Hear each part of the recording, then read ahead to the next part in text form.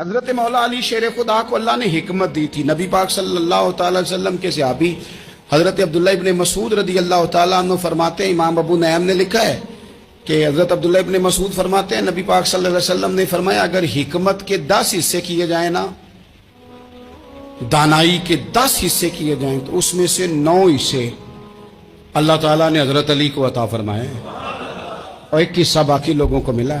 دانا تھے, معاملہ فہم. کچھ بندے بڑے منافق قسم کے تھے, تو حضرت علی آسان ہو گئی, تو وہ حضرت مولا علی شیر خدا کے پاس آگے, اذان ہو گئی, حضرت علی نے جماعت کرانی. ان کا خیال تھا کہ آج ہم نے جماعت لیٹ کرانی ہے کسی طریقے سے. ہم چونکہ زیادہ باتیں, میں دوستوں سے کہتا ہوں بہت زیادہ خبریں نہ دیکھا کرو, بہت زیادہ بھی چیزیں نہ سنا کرو. آپ تو میرے بھائی موبائل کے اندر چلے جائیں گے, باہر کی دنیا تو اور ہے, تو تھوڑا باہر بھی نکلیں تصویروں سے, تھوڑا باہر بھی آئیں, دیگر معاملات بھی دیکھیں. ہمیں بڑے بڑے اچھے لوگ زندگی میں مل جائیں گے, لیکن ہم ان کے قریب نہیں جاتے, ہم دیکھتے نہیں کہ اصل بات کیا ہے, سنی سنائی چیزوں پر زیادہ گمان کرتے ہیں.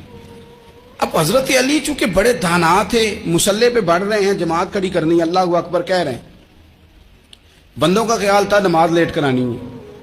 نے فٹافٹ حضرت علی سے کہا کہ حضور ذرا وہ جانور تو بتائیے گا کتنے ہیں جو انڈے دیتے ہیں, اور ذرا وہ بھی بتائیے گا جو بچے دیتے ہیں.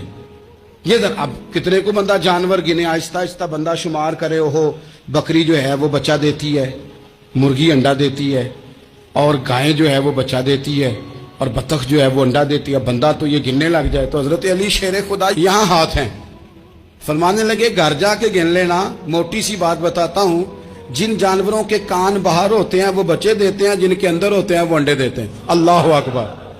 نماز کی نیت باندھ لی تم گننا گھر جا کے. موٹی سی بات بتا دیتا ہوں. وہ صاحب کہتے ہیں میں حضرت علی رضی اللہ تعالیٰ عنہ کو الجھانے آیا تھا, میں خود بڑا الجھ گیا. یہ کیا ماجرا ہے, کیا معمہ ہے کہ 2 فکروں میں انہوں نے بات کو سمیٹا اور کمال کر دی.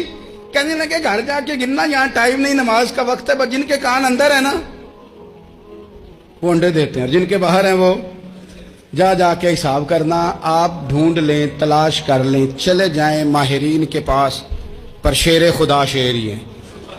حضرت مولا علی کے جملوں میں کمال ہے, ان کی دانائی, ان کا تدبر, ان کی حکمت, ان کا فہم, ان کی فراست, ان کا کمال.